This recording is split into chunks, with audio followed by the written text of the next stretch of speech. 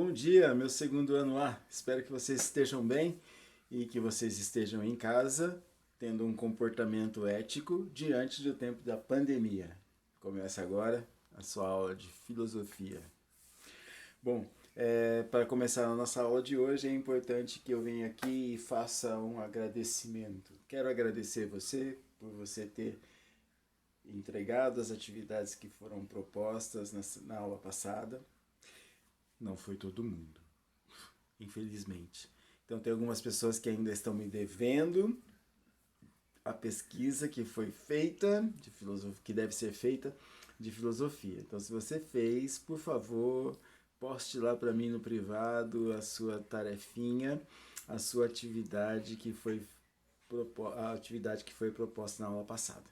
Certo? Então, nós temos uma atividade, a atividade da aula passada era responder 3 perguntas, fazer uma pesquisa e responder 3 perguntas. O que é liberdade, o que é autonomia e o que é solidariedade. Tá ok? Então hoje a nossa aula, essa pesquisa foi para que você chegasse nessa aula de hoje e você tivesse um mínimo de conhecimento a respeito do que o que são esses conceitos, para que a gente possa então, através dessa aula, aprofundar a respeito do que pensavam alguns filósofos em relação a esses conceitos, ok? Então, obrigado mais uma vez aqueles que fizeram e aqueles que não fizeram. Vamos lá, gente, vamos fazer. É importante que a gente entenda as nossas responsabilidades. Eu, enquanto aqui, professor, estou trabalhando. Não vou nem dizer a hora que eu estou aqui gravando essa aula para você não se assustar, tá? Mas hoje a gente vai falar sobre liberdade, autonomia e solidariedade. Bom, semana passada eu deixei um documento aí para que um mapa mental, melhor dizendo, falando a respeito das diferenças entre a ética e a moral. Tá? Então, se você pode imprimir, se você já imprimiu, muito bem. Se você pode imprimir, imprime lá e deixa lá à vista durante alguns dias, né, lá no seu quarto, lá na porta do seu guarda-roupa, e que você vai mentalizando aquilo cada vez que você vai dando uma olhadinha, e aí isso vai clareando um pouco, porque para muitas pessoas, quando se fala de ética e moral, muitas pessoas têm esses conceitos como sinônimos, e nós sabemos que não são sinônimos, né? Então, quando a gente fala de ética, a gente está falando mais um princípio universal, e quando a gente está falando de moral, a gente está falando de um comportamento, e por ser comportamento, isso é cultural. Um exemplo disso vou te dar agora, quando a gente fala de moral, por exemplo, se você fosse um judeu, ou se você fosse um muçulmano, né, você não comeria carne de porco, porque a carne de porco, tanto para o muçulmano quanto para o judeu, ela é uma carne impura, e aquele que consome a carne de porco quebra uma regra, e por quebrar uma regra, você se torna imoral. Então, quebrar uma regra torna a pessoa imoral. Bom, mas tem um outro, dentro da moralidade, é importante a gente citar que a pessoa pode ter um comportamento moral, ou seja, não como carne de porco, sou judeu, não como carne de porco, então tenho um comportamento moral. Ou eu sou judeu, mas eu não sei das regras, eu tive lá uma amnésia, não sei das regras, vou lá e como carne de porco. Mas você é judeu, você não pode comer carne de porco. Ah, mas eu não sabia.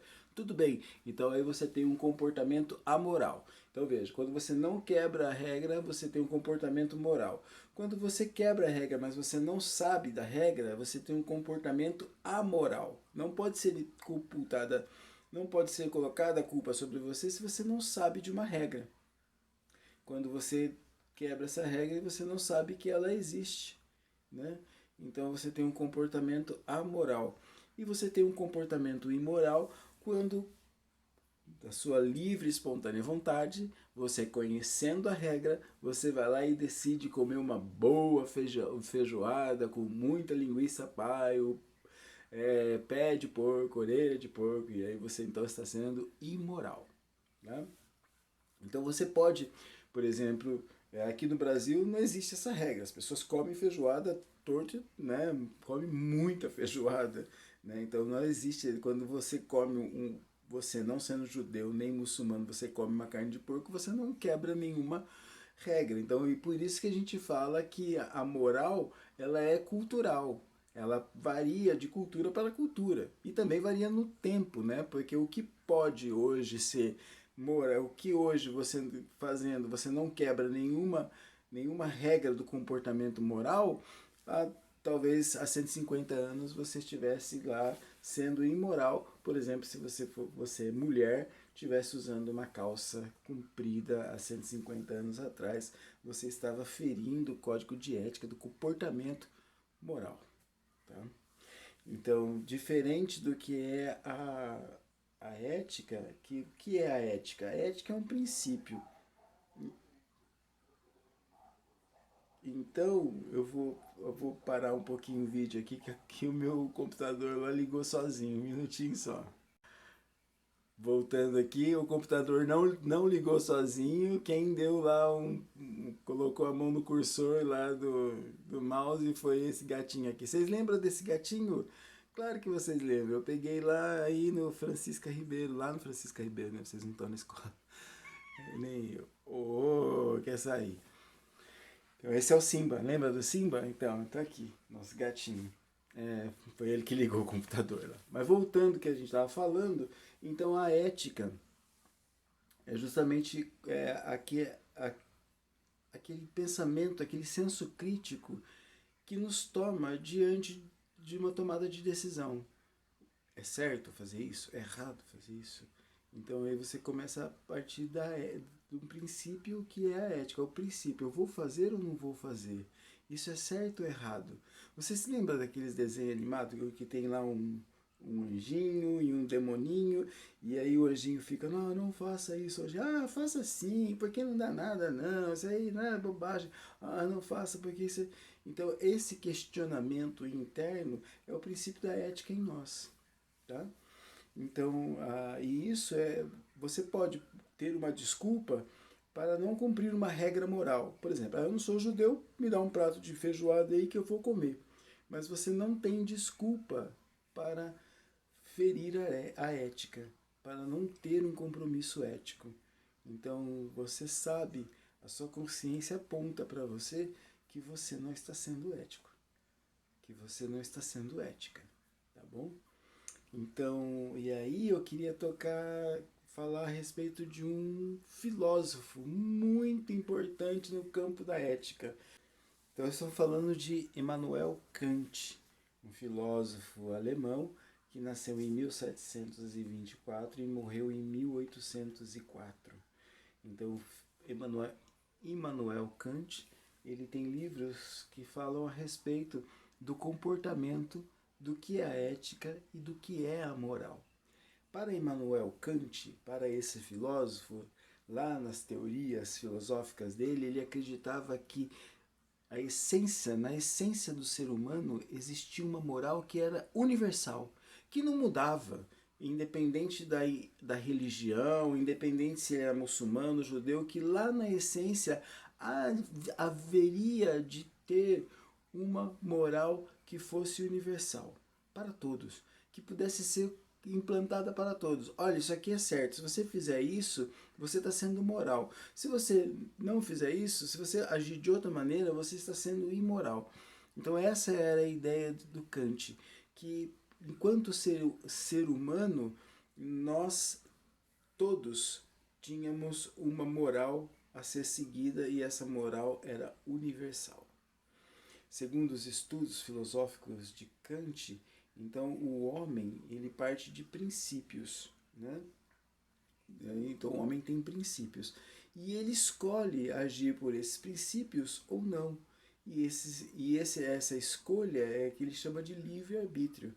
Então, assim, a pessoa ela pode seguir as suas paixões ou ela pode seguir a razão que existe dentro dela. E quando ele age pela razão, ele age de forma categórica. E quando ele age de forma categórica, ele está sendo moral. Ele está tendo um comportamento moral, certo? E quando ele atende às suas paixões, quando ele atende lá aos seus desejos, ele está agindo de forma hipotética E por conta disso, ele tenha até um bom comportamento, mas esse bom comportamento sempre visa alguma coisa. Por exemplo, vou dar um exemplo aqui. Bom, eu achei uma carteira. Ah, nossa, achei uma carteira aqui. Nossa, eu vou devolver essa carteira. Por que, que eu vou devolver essa carteira? Ah, porque o que, que vão pensar de mim, né? O que, que vão pensar de mim se eu não devolver essa carteira? Ou eu vou devolver essa carteira porque eu quero ir para o céu. Eu quero ser uma pessoa que Deus olha e fala, olha, aquela pessoa lá é boa, então por isso que ele vai para o céu. Ou eu vou devolver essa carteira porque eu quero evitar problemas. Então veja, o ato de eu devolver uma carteira que eu encontrei, ela depende de alguma coisa, ela visa alguma coisa, ou seja, então eu quero que as pessoas pensem bem de mim, então eu vou devolver a carteira. Ou eu quero ir para o céu, quero que Deus olhe para mim como uma pessoa honesta e que me leve para o céu, então eu vou devolver a carteira. É diferente de quando você tem um comportamento como esse de forma categórica. Por quê? Porque quando você tem um comportamento como esse de forma categórica, segundo Kant, o que, que acontece? Eu vou devolver a carteira pelo simples fato de que eu, aqui dentro de mim, o meu juízo, meu julgamento fala assim, olha, devolva a carteira. Pronto. Não é para que não é, eu não estou preocupado com o que os outros vão pensar de mim. Eu não estou preocupado se eu vou ou não vou para o céu. Eu não estou preocupado se eu vou ter problema ou não. Eu simplesmente devolvo. Então veja, quando eu tenho uma atitude dessa, o que Kant chama de boa vontade, eu ajo com boa vontade e ajo então através do imperativo categórico, que diz assim: olha, você tem uma atitude moral por ela só, que não visa nenhum, que não tem nenhum outro objetivo a não ser fazer o quê? Fazer o bem. Mas por que você devolveu a carteira? Porque eu acho que era isso que eu tinha que fazer. Pronto. Ah, por que você devolveu a carteira? Ah, porque imagina se eu não devolvo a carteira, o que, que as pessoas iam pensar de mim? Então, quando a gente toma uma atitude, como a gente, quando se tem uma atitude dessa maneira, que a gente toma uma atitude por conta de algo que a gente visa, um objetivo que a gente tem, então a gente está seguindo as nossas paixões. Qual que é a paixão? Ah, eu quero ser bem visto pela sociedade. Bom, eu quero ir para o céu. Ou eu quero evitar problemas. Então, por exemplo, um outro exemplo. Por que, que as pessoas, muitas pessoas assim dizem assim, tem pessoas que não roubam, tá? Então diz a regra que não se deve roubar. É um comportamento moral, não se deve roubar, não deve mexer na coisa alheia, né?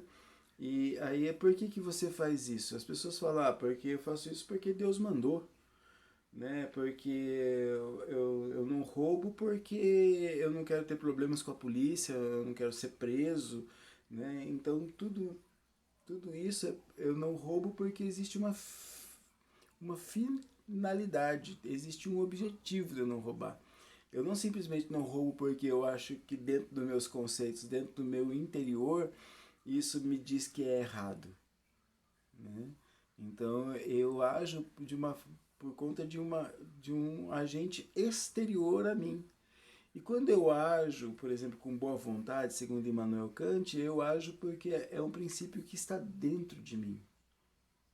Tá? Não é por medo de alguma coisa ou por não me parecer mal aos olhos das outras pessoas ou por querer ir para o céu ou por não ter problemas com a polícia que eu não roubo. Eu não roubo porque no meu interior eu acho que isso é errado, certo? Então, o Kant, ele coloca então que assim, que na questão da moral, você faz conforme a lei. Ó, eu faço isso por conta que é conforme a lei. Porque se eu seguir a lei, eu vou para o céu, não vou ter problema com a polícia, etc e tal. Então, quando o Kant fala, quando ele fala da ética, ele fala por agir por dever e não agir, né, conforme o dever. Ele age por dever, é o meu dever devolver a carteira, tá? Independente do fator externo, tá bom? Então, tratando sobre por que a gente está falando sobre isso, falando de ética e moral em Kant. Porque é assim, claro que a teoria de Kant falar que existe na essência humana uma moral que possa ser universal, isso é muito questionado pelos outros filósofos. Mas o que ele fala a respeito da determinação, do princípio, da ética, né, da ética em nós, é fundamental. E é por isso que o Kant é um dos filósofos mais estudados, né? Ele é muito estudado, e também porque ele deixou muitos escritos, assim, livros que são um colóquio de sabedoria, né? São livros muito difíceis de ler, muito difíceis, e inclusive assim existem termos que só existem na língua alemã. Então o Kant, ele é alemão, né? E ele escreve a sua filosofia, claro, na língua alemã, e estão termos muito específicos dessa língua, né, que vão levar um escritor, um músico brasileiro dizer que só é possível se filosofar em alemão. Né? Quem fala isso é Caetano Veloso. Né? Então,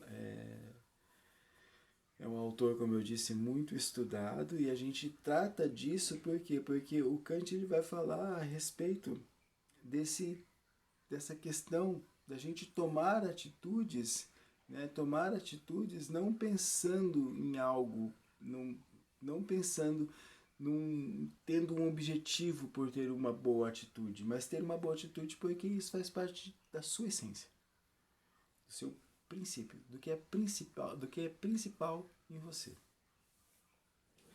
Pegando aqui a minha colinha. Bom, agora falando, já que a gente falou um pouquinho do Kant, eu gostaria de ler aqui um pedacinho, um trechinho aqui, né?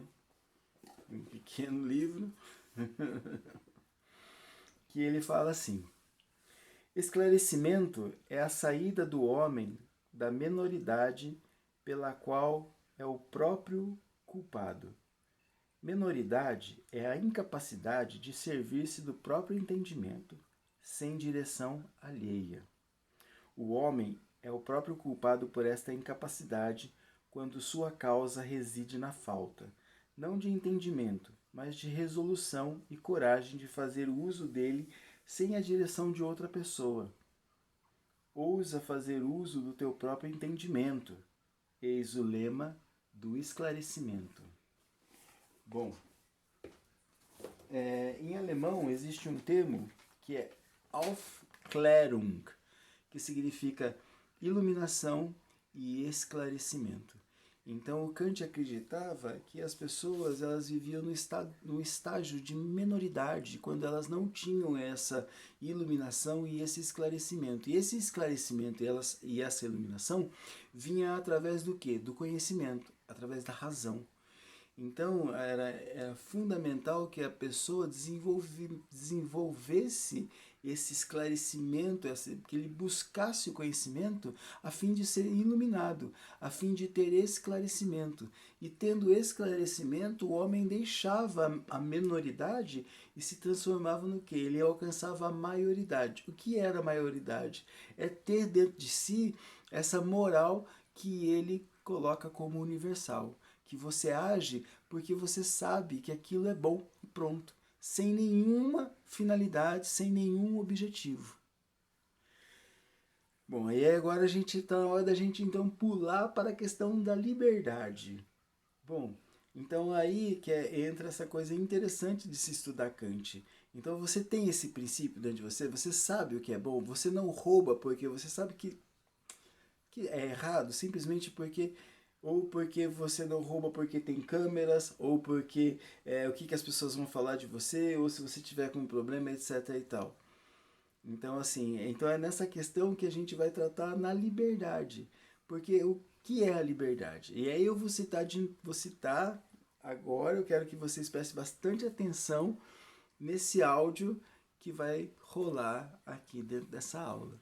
Esse áudio é um poema de Cecília Meirelles, para mim, do meu ponto de vista, a maior poetisa do Brasil.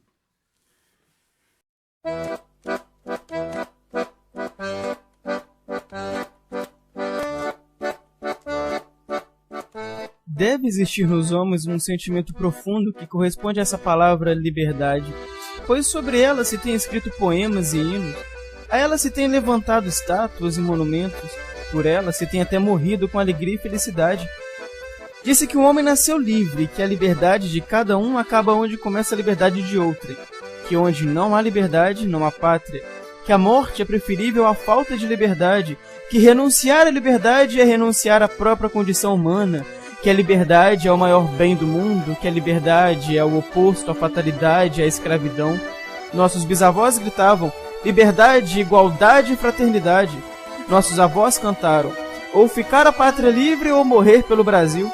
Nossos pais pediam liberdade, liberdade, abre as asas sobre nós. E nós recordamos todos os dias que o sol da liberdade em raios fúlgidos brilhou no céu da pátria, em certo instante. Somos, pois, criaturas nutridas de liberdade há muito tempo, com disposições de cantá-la, amá-la, combater e certamente morrer por ela. Ser livre, como diria o famoso conselheiro, é não ser escravo, é agir segundo a nossa cabeça e o nosso coração, mesmo tendo de partir esse coração e essa cabeça para encontrar um caminho. Enfim, ser livre é ser responsável, é repudiar a condição de automato e de teleguiado, é proclamar o triunfo luminoso do espírito. Suponho que seja isso. Ser livre é ir mais além, é buscar outro espaço, outras dimensões, é ampliar a órbita da vida. É não estar acorrentado, é não viver obrigatoriamente entre quatro paredes. Por isso, os meninos atiram pedras e soltam papagaios. A pedra inocentemente vai até onde o sonho das crianças deseja ir. Às vezes é certo, quebra alguma coisa no seu percurso. Os papagaios vão pelos ares até onde os meninos de outrora, muito de outrora, não acreditavam que se pudesse chegar tão simplesmente com um fio de linha e um pouco de vento. Acontece, porém, que um menino, para empinar um papagaio, esqueceu-se da fatalidade dos fios elétricos e perdeu a vida. E os loucos que sonharam sair de seus pavilhões usando a fórmula do incêndio para chegar à liberdade, morreram queimados com o mapa da liberdade nas mãos. São essas coisas tristes que contornam sombriamente aquele sentimento luminoso da liberdade. Para alcançá-la, estamos todos os dias expostos à morte. E os tímidos preferem ficar onde estão, preferem mesmo prender melhor suas correntes e não pensar em assunto tão ingrato. Mas os sonhadores vão para a frente, soltando seus papagaios, morrendo nos seus incêndios, como as crianças e os loucos, e cantando aqueles hinos que falam de asas, de raios fúlgidos, linguagem de seus antepassados, estranha linguagem humana nestes andaimes dos construtores de Babel. Cecília Meirelles, Liberdade.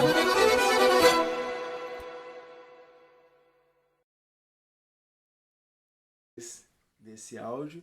Eu vou deixar esse poema no roteiro da aula e aí eu sugeriria que você escutasse o áudio e lesse o poema junto, porque ele é maravilhoso e é muito provocante. Ele nos provoca, porque assim, aí eu vou citar de novo Cecília Meirelles, de um outro poema que ela diz assim, liberdade.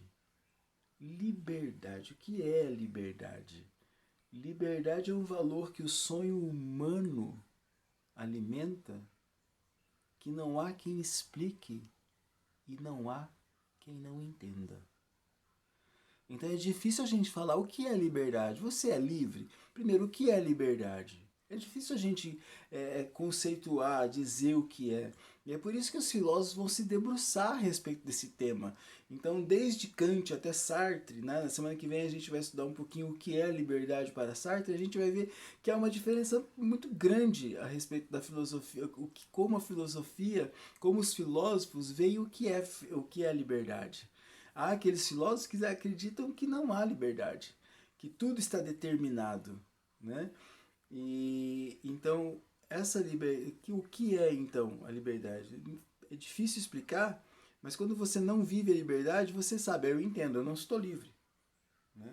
Eu não estou livre, né? Mas o que é a liberdade então? É mais fácil a gente sentir a liberdade. Você é ou não é? Explicar já é uma coisa mais difícil. Bom, então falando a respeito da questão da liberdade, então é importante que a gente coloque dois termos aqui. Primeiro, a liberdade e o outro termo é a libertinagem. Então, tem muita gente que acha que liberdade é fazer tudo que dá na telha. Ah, eu vou fazer isso porque eu quero, vou fazer aquilo outro porque eu quero. E ele não está se importando com o outro. Então, ele não se importa que a sua atitude, de alguma maneira, pode interferir no outro. Então, o outro, para ele, não existe. Então, isso não é liberdade, isso é libertinagem. Quando você toma atitudes, né, porque, se julgando, que você toma atitudes se julgando que você é livre e você não pensa nas consequências em relação ao outro, você não é uma questão de exercer a liberdade, você está sendo sacana. E aí isso não é, mas isso é minha individualidade. Não, isso não é individualidade, isso é individualismo, né? Que a gente também pode chamar de egoísmo. Né? Então, liberdade é quando você toma uma atitude não só pensando em você, mas que você também entenda que você vive num coletivo. Mas agora isso aqui é perfeito para que a gente possa falar um pouquinho sobre a questão do isolamento social. Porque assim, as pessoas estão dizendo, é o meu direito de ir e vir, está na Constituição, no artigo tal lá da Constituição, de ir e vir. Ô, cara pálida, como diz aí certas pessoas. Quero dizer para você que quando se trata do bem comum geral de todos, não existe essa questão de você ter o direito de ir e vir. Por quê? Porque o direito principal é o direito à vida. E as pessoas estão em isolamento para quê? Para a preservação da vida. Compreende? Então isso não é liberdade. Quando você toma a atitude de sair de casa, de quebrar o isolamento, você não está fazendo isso por liberdade, você está fazendo isso por sacanagem, por libertinagem, que é diferente o tema. Um outro exemplo que eu vou te dar é, por exemplo, você está lá, chegou na praia, e aí você lá encostou seu carro, aí você abre lá o porta-mala do seu carro, tem lá aquelas panelas gigantescas de alto-falante, e você coloca lá o seu som que você gosta, o som que você curte, você põe lá no último volume. Por que você faz isso? Porque você se acha livre. Eu sou livre. Eu estou aqui curtindo aqui o meu som, estou num lugar público e ninguém vai me impedir. De novo, você não está usando de liberdade. A pessoa que faz isso não usa de liberdade. Essa pessoa é um sacana. Por quê? Por que ele é um sacana? Porque ele não percebe que a sua atitude pode incomodar outra pessoa. Então, o que é a liberdade? Bom, a liberdade é o seu... Você tem lá o seu direito de ser livre, mas a sua atitude não pode intervir no direito do outro também ser livre. Bom, eu sou livre, estou num lugar público, eu quero aqui curtir, por exemplo, o som do mar, não quero escutar o funk que está aqui no carro. Então aí você pode me dizer, a pessoa dona do carro, os incomodados que se mudem. Errado. Não os incomodados que devem se mudar. É aqueles que incomodam que devem se mudar. Porque as pessoas têm que ter a noção de que ser livre não é fazer aquilo que a gente quer fazer e dar na telha. Isso é egoísmo. Porque a gente não está sozinho no mundo. Você não está sozinho no mundo, eu não estou sozinho no mundo. E eu tenho que compreender que a minha atitude, aquilo que eu faço, ele interfere na vida do outro. E aí eu não faço isso porque eu tenho medo eu não vou fazer mal pro meu próximo porque eu tenho medo de ir pro inferno. Não, meu pensamento é esse, eu não quero fazer mal pro outro porque eu compreendo que isso não é bom. Independente para onde que eu vá depois que eu morrer. Independente do que as pessoas vão dizer de mim. Eu faço isso porque eu compreendo lá dentro dos meus valores éticos o que é bom e o que não é bom. Tá? Então, assim, da próxima vez quando você achar que quando você estiver num público e você queira ouvir a sua música, é importante que você pergunte para as pessoas que estão do seu lado se você pode fazer. Porque aquele som também vai chegar nelas. E elas podem ter o direito de querer ficar em silêncio. Tá? Agora, se você estiver lá na sua casa e você estiver lá escutando seu som de uma maneira que seja moderada, tá tudo bem. Agora, se você mesmo que você estiver na sua casa e você colocar um som alto e incomodar os seus vizinhos, você vai ter problema. Quantas pessoas não têm problema por conta disso? Aí as pessoas falam assim, mas é meu direito, é minha casa, é sua casa, mas o som ele extrapola as paredes da sua casa e ele fere a liberdade do outro, certo? Então, a liberdade, por exemplo, eu tenho para mim que liberdade, mais do que essa questão de fazer o que me dá na telha, liberdade para mim, dentro de mim, interior, é eu escolher não fazer aquilo que eu quero fazer. De não ser escravo das minhas vontades. Ah, eu quero isso, quero aquilo outro, quero aquilo outro, quero aquilo outro. Muitas vezes as pessoas elas desequilibram as suas contas pessoais por conta do consumismo.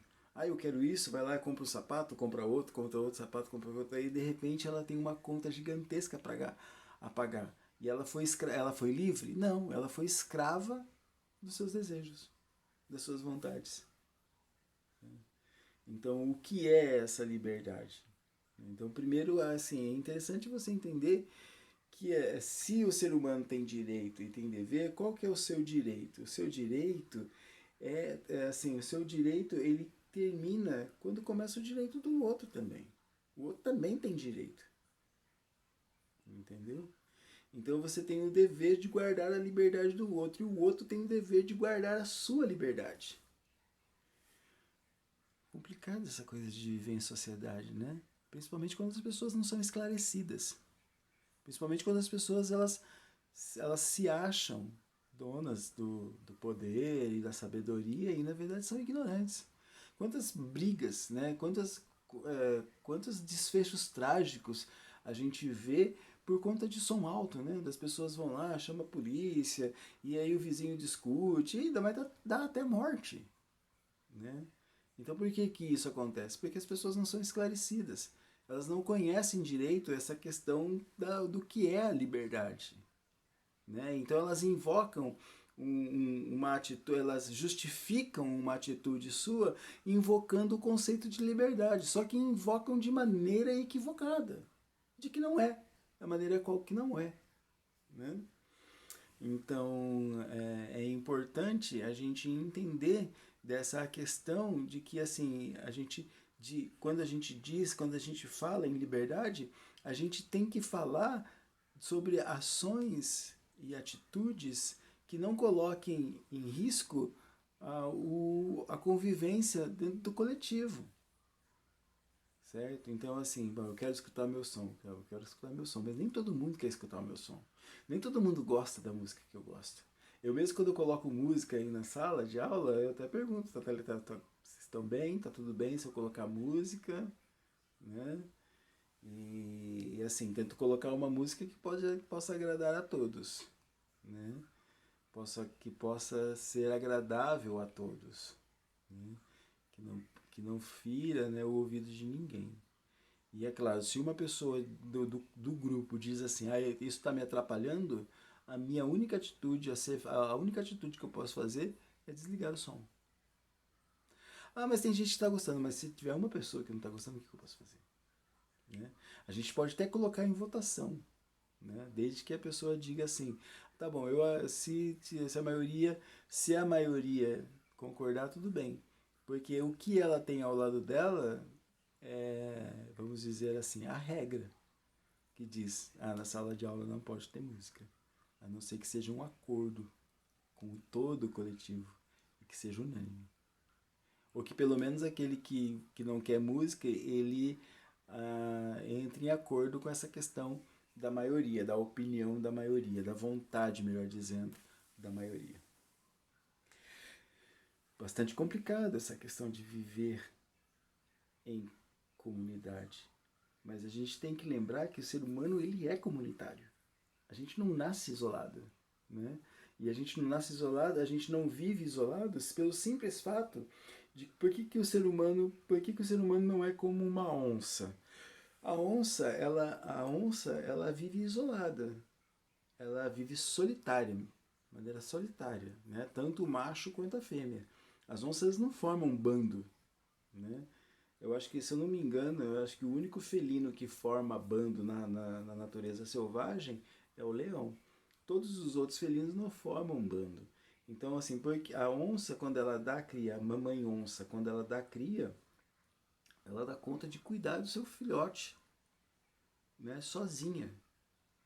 Agora, você imagina na sociedade humana, uma mãe.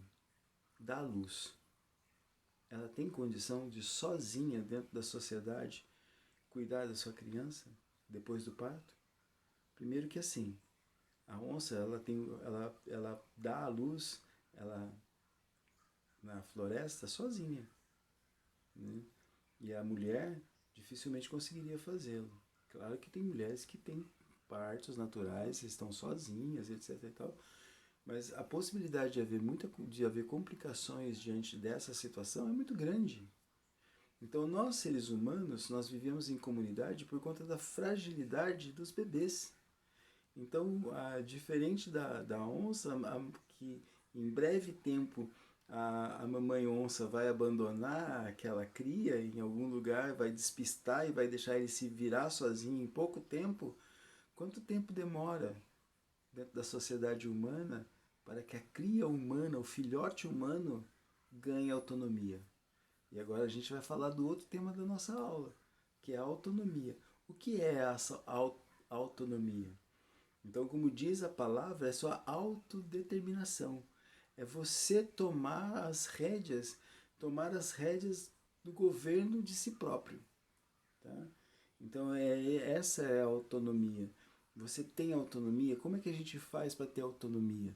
E aí vem de novo o conceito do conceito Aufklärung, que é o esclarecimento, que segundo a filosofia de Kant, que essa autonomia a gente ganha através do conhecimento, quando a gente sai da menoridade e vai para a maioridade. E aí a gente ganha então aí a nossa maioridade. A gente ganha a nossa autonomia. Tá? Então, assim, a autodeterminação. E essa autonomia é essa questão de dizer, eu vou praticar o bem pelo fato de fazer o bem. Por dever fazer o bem. Só isso. Tá? Então eu sou livre para fazer o bem. Né? Não sou escravo das 1001 vontades que o meu ser pode ter. E que pode, de certa forma, tocar a vida de outras pessoas de uma maneira indelicada, ou desagradável, ou inadequada. Então é importante a gente entender que as nossas atitudes, elas interferem dentro do coletivo. E já que a gente vive em coletivo, já que o ser humano é por excelência um ser comunitário, a gente deve se esforçar em aprender a ter esse esclarecimento, essa iluminação para vivermos em harmonia dentro da nossa sociedade. E uma sociedade harmônica é uma sociedade solidária. Então aí é que entra o terceiro tema da nossa, o terceiro conceito do tema da nossa aula, que é sobre solidariedade. Então, uma sociedade solidária, eu compreendo, né, que o meu agir autônomo, que me faz compreender a respeito do meu dever para com o coletivo, ele torna a sociedade uma sociedade solidária, né? Onde as pessoas se apoiam mutuamente, onde as pessoas elas colaboram entre si. Ah, professor, mas não é assim. É verdade. Nem sempre é assim. Nem sempre. Mas existem pessoas assim. E é importante que a gente busque esse esclarecimento para que a gente possa interagir com esse tipo de pessoa, com esse tipo de ser humano. Eu não quero buscar interação com pessoas que são extremamente egoístas, que acham que pode chegar lá na praia com a sua JBL, ligar no último e achar que está tudo bem, que ele pode fazer isso. Eu não quero interagir com esse tipo de pessoa, sinceramente não quero, porque ela não compreende que os limites da sua liberdade e ela age com libertinagem e ela não se está se importando, né? E aí entra nessa questão, por exemplo, do isolamento social. E aí eu posso estar sendo duro com você se você não estiver, posso estar sendo até assim, ai, nossa, que professor chato, né? Mas é isso, é justamente isso. Tá? Quando você quebra o isolamento social, você não está agindo com liberdade, você está sendo sacana com todo o coletivo, que depende da ação de todos para que a gente possa, de uma maneira que a gente possa evitar um drama maior, uma tragédia maior dentro da nossa nação, do nosso país, a gente cumprir com os nossos, cumprir com a regra do isolamento. Viver em sociedade. Bom, e aí a gente chegou, né, na nossa sala, na nossa aula que a gente teve antes do isolamento, a gente falou a respeito da questão da liberdade e que é tão difícil de saber se a gente é livre mesmo, né? Porque a gente faz tantas as coisas porque elas são determinadas. Quantas coisas que você não faz na sua casa porque os seus pais não deixam? Bastante. Então você faz isso para não quebrar uma regra moral. Você não faz porque é um princípio ético dentro de você. E talvez porque você não concorde com as regras morais, né, da sociedade que você vive. Tá? Tudo bem.